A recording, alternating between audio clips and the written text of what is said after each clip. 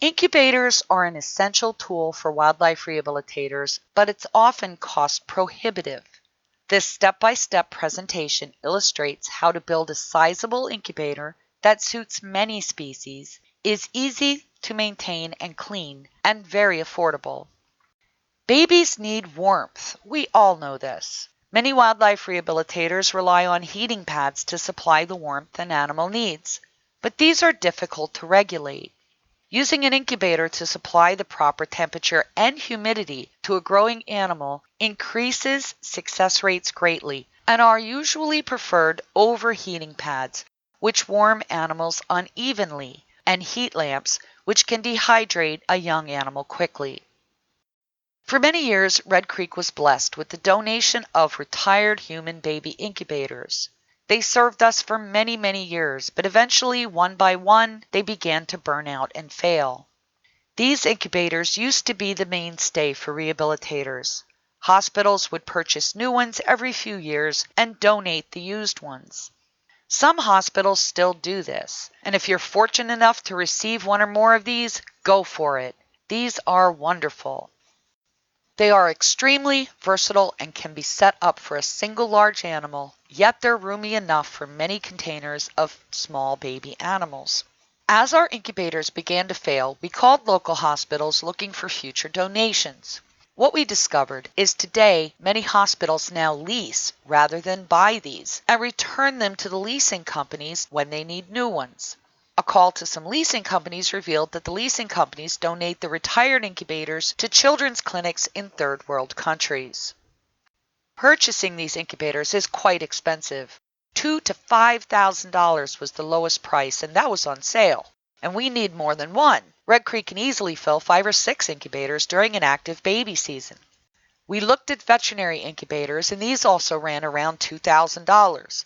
That was out of our price range, and these incubators had much less capacity than the human baby incubators we were used to. Baby Warm is a wonderful nonprofit organization run by volunteers who help wildlife rehabilitators get incubators. You only need to fill out an application and send in a photo of you working with an animal, and they help you raise the money to get an incubator. The incubators are from Brincia, an excellent company with quality products. You may wish to go this route to get your very first incubator. We did not feel this incubator fit our needs, however, because of the size. The incubators are only about the size of a microwave oven, with the capacity of 1 litter of baby mammals. Red Creek can easily have over 500 baby animals at one time. That's a lot of small incubators that we'd need. So I put my brain in gear and began designing an incubator. The unit would have to be of a large capacity and be easily cleaned, and the temperature and humidity needed to be controllable.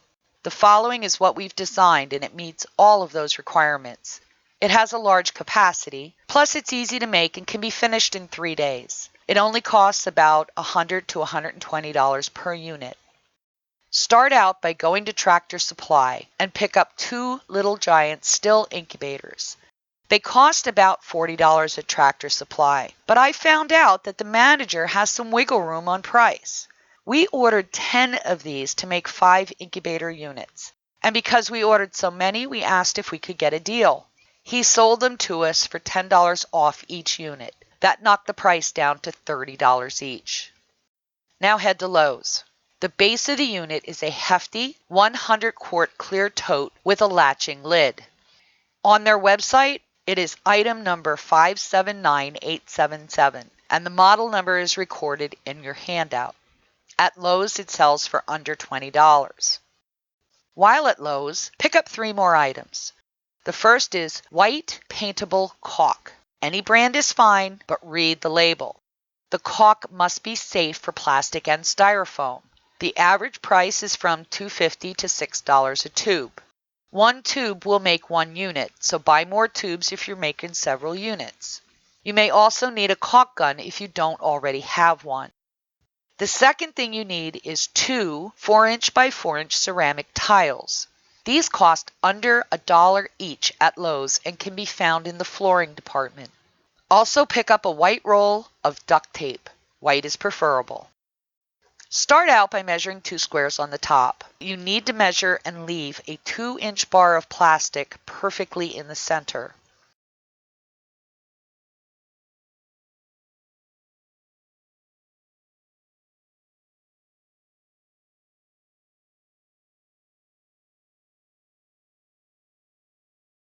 The indentation ridge on the ends and side of the lid are perfect for cutting along.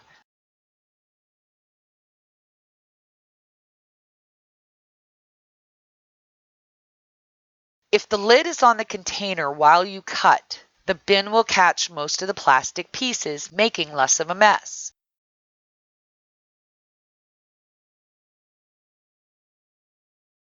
Cutting the holes is best done with an electric saw. I used a jigsaw. And make sure that you wear eye protection.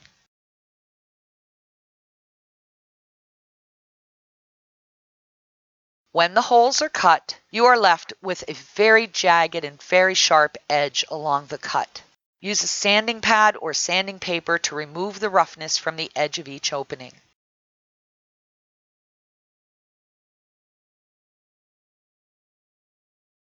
Remove the 2 Little Giant still air incubators from their packaging. We will not be using the bottoms or the screens, just the tops. Flip the tops over and place them to line up with the lid that you just cut.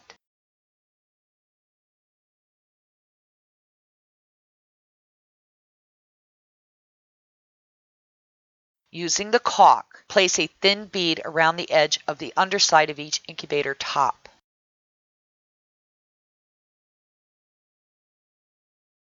Attach these to the outside of the plastic lid, taking care to line up with the square openings.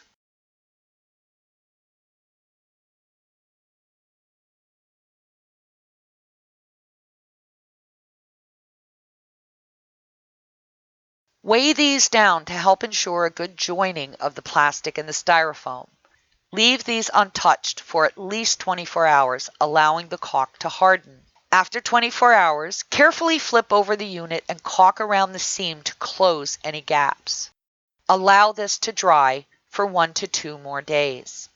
Once dry, you can add white duct tape along the outside seam for added stability.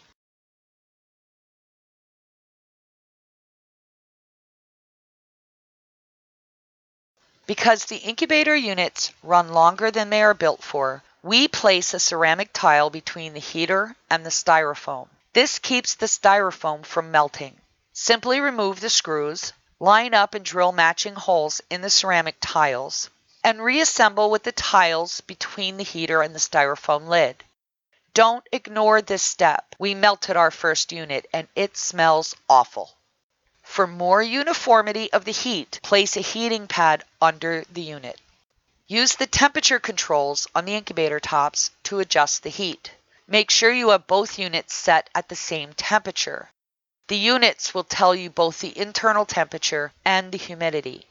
When we first started using these, we had difficulty controlling the humidity. Depending on the species of animals we housed and how many, the air would dry out or become so humid that beads of water would condense on the inside of the container.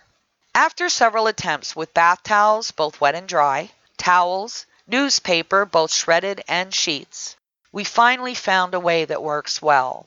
Humidifier jars that are intended for use in cigar humidifiers work beautifully. Even though the jars are very small, 2 per unit adjusted the humidity perfect and kept it at a stable 70%. We found these on Amazon for under $10 and each lasted an entire season. Using these has a lot of benefits. They take up less space than the human incubators because they lack the stands and cabinets. We place them on folding tables with additional units on the floor beneath the tables. They also hold a lot of critters. All sizes of the Clearview plastic aquarium terrariums fit nicely, although they must be kept to 1 layer. You cannot double layer them as we used to in the human incubators because the lids of the terrariums will be too close to the heating units and will melt. Small animals can be placed directly in the bin as well, like these baby ducks. And many songbird nests can be tended to very easily. Just make sure that any animals cannot climb or fly up to the heating elements. These are also very portable. Our clinic is across the street from my house. I used to have to go to the clinic for nighttime feedings. The animals can now be easily transported to my house, and I can feed them in my PJs at night. The tops hold up best if opened from the long end as demonstrated. The tops can also be removed completely, such as may be needed to feed several nests of baby birds. One word of warning though, the strands that hang down inside the unit measure the temperature. They are long enough to reach outside of the container. If a strand is accidentally caught when closing the lid and the sensor is outside the unit, the thermostat will think it's cooler inside the incubator. The heaters will keep running trying to heat the unit, and you'll cook the animals. Make sure every volunteer is aware of this. Now, opening the lid each time in the manner demonstrated avoids this type of accident.